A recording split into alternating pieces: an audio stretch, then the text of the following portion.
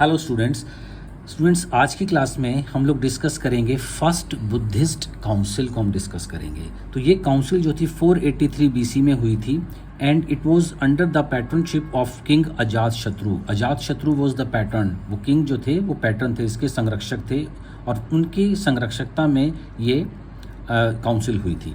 President was Mahakassapa was the president. और हुई कहाँ थी ये काउंसिल?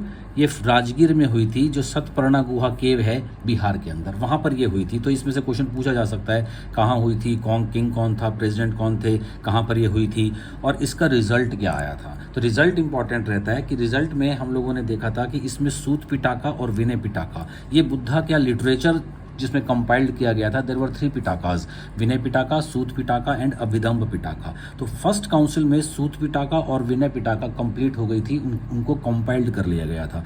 तो सूत पिटाका जो थी that was compiled by the Ananda, that was the important disciple of Lord Buddha, and Vinaya Pitaka was compiled by another important disciple, that was जो उन्होंने की थी विनय पिटाका उन्होंने किया था, उपाली जिनका नाम था। तो अब सूत पिटाका के अंदर तो बुद्धा ने जो टीचिंग दी है, जो प्रीचिंग की, जो उन्होंने पूरे वर्ल्ड को जो मैसेज दिया, जो बुद्ध धर्म का जो रिलीजन है उसको जो उन्होंने टीचिंग्स थी वो, और उनका जो सत्संग, जो वो ज्ञान जो वो एक्सप्लेन करते थे और स्प्रेड करते थे लोगों को, वो कंपाइल्ड किया गया है सूत पिटाका में। और विनय पिटाका के अंदर जो बुद्धिस्ट संघ होते थे, तो संघ को के क्या रूल्स होंगे, क्या रेगुलेशंस होंगे, मैनेजमेंट जो होगी संघ की वो किस तरह से वर्किंग करेगी, वो सारे रूल्स एंड रेगुलेशन विनय पिटाका के अंदर कंपाइल्ड किए गए।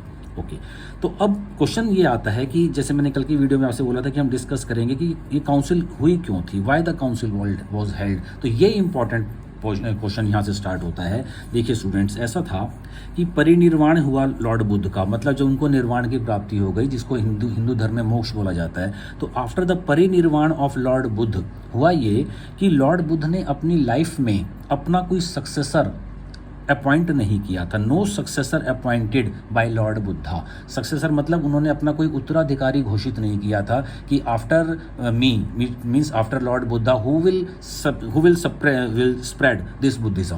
That was not clear because he had not appointed his any successor. तो सक्सेसर कोई नहीं है तो बुद्धिज्म को आगे कौन ले जाएगा? That was a problem that was being faced by the disciples, devotees and disciples end of this Lord Buddha. तो अब वो जो डिसाइपल्स थे, जो लॉर्ड बुद्धा को जो फॉलो कर रहे थे, उनके सामने ये प्रॉब्लम थी कि बुद्धिज्म को आगे कौन ले जाएगा, क्योंकि सक्सेसर कोई अपॉइंट हुआ नहीं है। तो इस वजह से ही वो सभी लोग इकट्ठे हुए थे राजगीर के अंदर, सतपर्णा गुहा केव के अंदर हुए थे। तो अब यहाँ पर दो पिटाकास कंपाइल्ड कर दी गई। अब ये 2 पिटाका तो कंपाइल्ड कर दी गई, और ये मैंने आपको बता भी दिया कि ओनली 2 पिटाकास कंपाइल्ड हुई थी यहाँ पर, सूत पिटाका और विनय पिटाका। सूत पिटाका में बुद्धा का जो रिलीजियस डिस्कोर्सेज हैं वो मेंशन है, और विनय पिटाका में रूल्स एंड रेगुलेशंस मेंशन किए गए हैं। जो थर्ड पिटाका थी that is known as the Abhidhamma Pitaka, वो थर्ड काउंसिल में कंपाइल्ड होगी, और ये 2 हुई है फर्स्ट काउंसिल के अंदर। तो अब जो थर्ड काउंसिल के अंदर अभिधम्ब पिटाका कंपाइल्ड होगी, उसके अंदर बुद्ध धर्म की फिलॉसफी है, जो बुद्ध धर्म की जो टीचिंग्स हैं उसको फिलोसॉफिकल वे में एक्सप्लेन किया गया है। और किसी चीज़ को हमें प्रॉपरली डीपली समझने के लिए उसकी फिलॉसफी को समझना होता है। तो इसका मतलब क्या हुआ कि सूत पिटाका और विनय पिटाका में कहीं ना कहीं एक तो अभी तक यहाँ अभिधम्म पिटाका लिखी नहीं गई है, तो कहीं ना कहीं ये जो नॉलेज है बुद्धिज्म की वो कंप्लीट नॉलेज नहीं है, क्योंकि अभिधम्म पिटाका भी नहीं है यहाँ पर और फिलोसॉफिकल नॉलेज भी इनके भी नहीं है अभी। तो जब कंप्लीट नॉलेज नहीं है तो इसका मतलब क्या हुआ कि it was not properly compiled. तो प्रॉपरली कंपाइलेशन इसका नहीं हुआ था बुद्धिस्ट लिटरेचर का।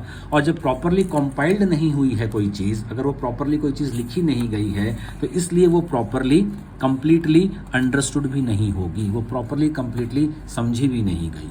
अब प्रॉपरली समझी नहीं गई तो कहीं ना कुछ डिफरेंसेस स्टार्ट हो गए थे बुद्धिज्म के अंदर, लेकिन वो डिफरेंसेस सरफेस नहीं हुए थे अभी तक। सरफेस मतलब पता नहीं चल पा रहा था, लेकिन उनकी बिगनिंग हो गई थी। कोई भी चीज़ स्टूडेंट जब ब्रेक करती है या डिवाइड होती है तो वो एक दिन में डिवाइड नहीं हो जाती। जब सेकंड काउंसिल के अंदर हम देखेंगे कि बुद्धिज्म के अंदर 2 सेक्शंस बन गए थे, थेरावाद जिसको स्थाविरावादी बोलते हैं और महासंघिका। तो ये बुद्धिज्म का जो डिवीज़न हुआ है that was not a matter of 4 days। वो ऐसा नहीं था कि 2-4 दिन के अंदर उनके अंदर डिफरेंसेस आ गए हैं और बुद्धिज्म का डिवीजन हो गया है, क्योंकि जो सेकंड काउंसिल है वो 383 में जाके हुई है और 383 बीसी में, और फर्स्ट काउंसिल हुई है 483 बीसी में, तो 100 साल के बाद हुई है। तो 100 साल का मतलब क्या हुआ, 100 ईयर्स में कहीं ना कहीं बुद्धिज्म के अंदर कहीं ना कहीं कुछ डिफरेंसेस आ रहे हैं बुद्धिस्ट स्कॉलर्स में, डिसाइपल्स में और बुद्धिस्ट के फॉलोवर्स के अंदर, और वो जो डिफरेंसेस थे वो इतने बढ़ गए कि बाद में सेकंड काउंसिल में जाकर वो बुद्धिज्म ही डिवाइड हो गया 2 पार्ट में,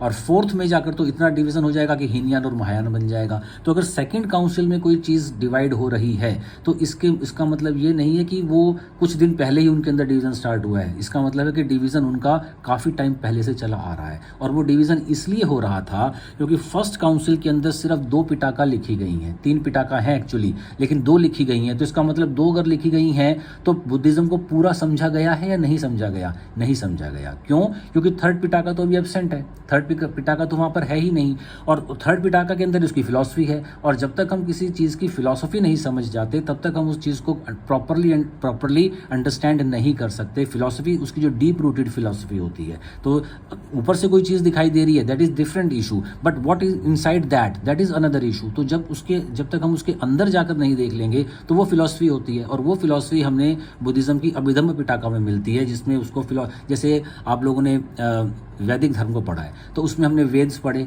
वेद, ब्राह्मण्स, अरण्यक्स और उपनिषद। तो उपनिषद के अंदर कंक्लूजन लिखा हुआ है, वेद का जो वेदों में लिखा है उसको समराइज किया गया ब्राह्मण्स में, ब्राह्मण्स को समराइज किया गया अरण्यक्स में, अरण्यक्स को समराइज किया गया उपनिषद में। तो उपनिषद जो है वो फिलोसॉफिकल नॉलेज है। तो उपनिषद को जब तक हम नहीं समझ पाएंगे, वेदों को, ब्राह्मण्स और अरण्यक को समझने के लिए हमें उपनिषदों को समझना पड़ेगा। उपनिषद अगर हमने समझ लिए प्रॉपरली तो वो, क्योंकि वो फिलोसफी है, तो फिलोसफी को समझना बहुत जरूरी है, और वो फिलोसफी हमें अभिधम्म पिटाका में मिलती है। और अभिधम्म पिटाका फर्स्ट काउंसिल और सेकंड काउंसिल तक लिखी ही नहीं गई, तो लिखी ही नहीं गई तो इसका मतलब क्या हुआ कि बुद्धिज्म की जो फिलॉसफी है वो हम प्रॉपरली नहीं समझ पा रहे हैं। जब नहीं समझ पा रहे हैं तो फर्स्ट काउंसिल में ही कहीं ना कहीं डिफरेंसेस स्टार्ट हो गए थे बुद्धिज्म के अंदर, और सेकंड काउंसिल तक आते आते तो वो डिफरेंसेस बहुत ज़्यादा हो गए थे और बुद्धिज्म का डिवीजन हो गया था।